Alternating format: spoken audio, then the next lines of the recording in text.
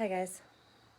Okay, so, well, forgot to pin my bangs back, but anyways, there is a topic that I saw. Someone that I follow on Instagram, and I also listen to their podcast. They are a couple. They're a man and woman couple, married. They are both autistic. I believe they both have chronic health conditions as well. So it's interesting to me to listen to them and the different topics that they talk about. And she posted on Instagram recently about executive function disorder, and it rang so true for me, and she wrote it so well that I shared it to my Instagram, and she got all excited, ooh, you shared it. But I also asked her, I was like, can I print this off and read this and go through this with my viewers? Because I feel like it just really, it needs to be spoken about more, because I think it's very misunderstood. So she thought that was amazing. I'm going to try to put her information, the information about her Instagram, and podcast underneath this video, so you can refer to it as well. They are called The Chronic Couple, and they are very, very sweet people. So I'm going to go ahead and read this, and I'm going to read it exactly how she wrote it, and then I'm also going to kind of side note when I think of something myself. So anyways, when you hear executive function disorder, you may be thinking about someone who just can't seem to get it together long enough to do anything. Or rather, they won't even attempt to because they choose to be lazy. The truth is, that's pretty much the opposite of what those of us with EFD experience. And EFD, executive function disorder, almost certainly includes people you know in your life. Not just us autistic folk, because it can be people with anxiety, depression, ADHD, or OCD. The thing is, our brains are spending the energy it takes to do something we're not doing, and not doing it and finding reasons why we can't. On a day when my executive function is working, I could reorganize my entire closet. On a day when it's not, even a fun activity will be affected, like scrolling through Instagram and wanting to stop, but being unable to make myself stop scrolling, with the fun of the activity long drawn out by guilt and frustration. Leah, further away, please. It's an inability to task switch, to pull myself away from the thing I'm already doing and do something else. The human brain has an entire frontal lobe dedicated to abilities that most take for granted, like figuring out what to pay attention to and ignore, controlling impulses, and motivating ourselves to take action when no external stimuli exist to drive us. All these abilities are things that people without executive function disorders can do without thinking. You can get in the shower when you feel dirty.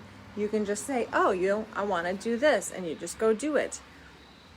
Because they take no conscious thought, people assume they take no mental ability.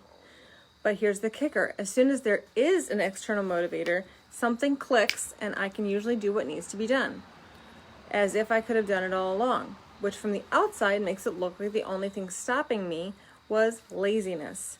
Like, if I'm thinking about doing something, even if I've been told to do something, and I just haven't done it, and it's been days, I see it, I know I should do it, but I just don't do it.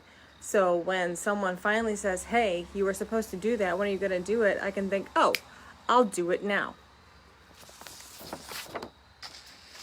Laziness isn't always a bad thing, but it's entirely different from executive dysfunction. For instance, there was a little red spot of nail polish on our kitchen floor last year for probably a couple months, and I would see it every time I walked past it. And every time I would think, I should grab the nail polish remover bottle, a little cotton swab, and clean it up. It would take 2 seconds. But I just kept going past it, seeing it, acknowledging it, and walking past it. And until someone said, hey, that could take 2 seconds to clean it up, it literally clicked in my head, hey, why don't I go get the cotton swab and clean it up? And it literally took, like, what, 5-10 seconds?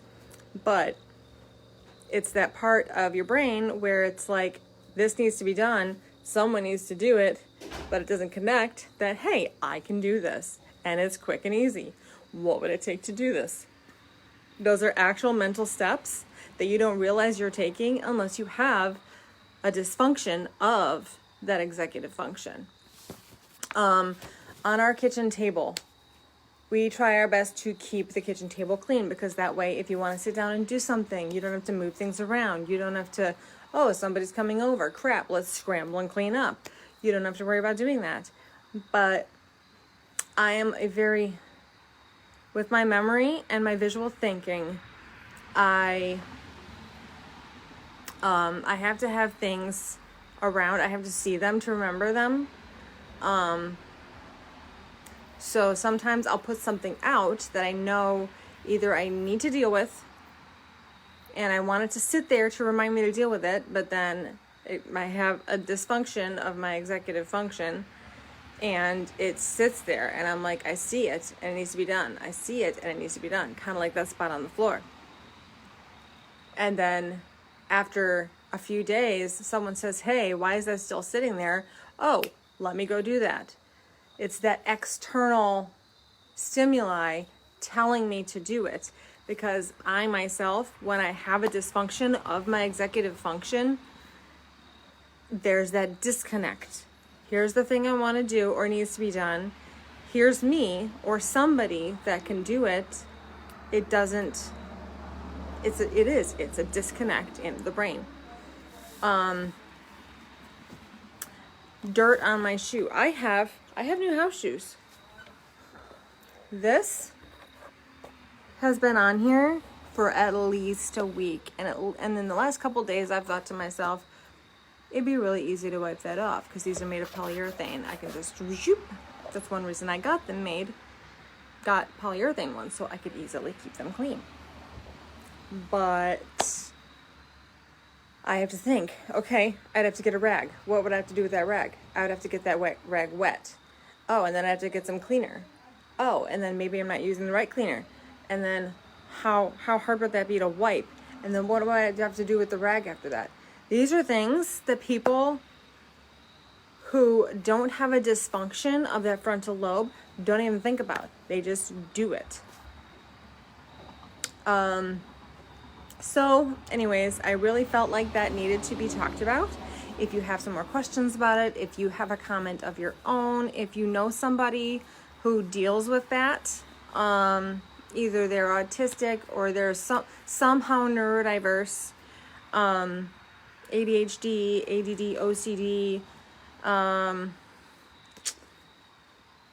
if they call themselves Asperger's, that is on the autism spectrum. Yeah, help them connect with this channel. Or have them write on here, or write something about them on there. Maybe there's something that you can relate to that is not you, that is somebody else that you know, that somehow this video said, oh, that sounds like this other person. Please connect with me.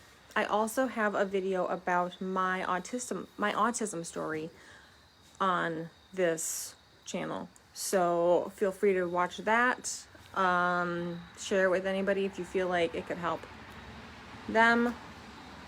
But anyways, I'm gonna go for now. I'm not good at goodbyes, so goodbye.